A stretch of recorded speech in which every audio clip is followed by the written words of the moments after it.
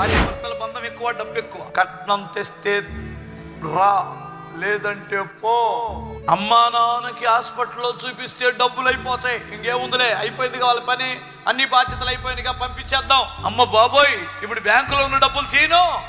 రక్త సంబంధులకి ఆపద వచ్చింది, తోపుట్టిన వాడికి ఆపద వచ్చింది, నీ దగ్గర డబ్బు ఉంది, ఆపదలో ఆదుకోవాల్సిన నీవు ముఖం చాటేశావు. సొంత అన్నని ఆదుకోని డబ్బులు, సొంత తమ్ముడిని ఆదుకోలేని డబ్బులు. ప్రాణాపాయంలో ఉన్నారు వాళ్ళు, తల్లిదండ్రులు ప్రాణాపాయంలో ఉన్నారు. అందుకు ఉపయోగపడని డబ్బు నీకు మాత్రం నీ జీవితాన్ని నట్టేట ముంచినట్లు ముంచేస్తుంది. అది ఉండాలి, కానీ ఎక్కడ ఉండాలి? నీ కింద ఉండాలి, దానిపైన నువ్వు వెళ్తుండాలి. డబ్బు నా కింద ఉంటే నేను ఎంత ఎత్తుకైనా ఎదుగుతాను, మనుషులను సంపాదించుకుంటాను.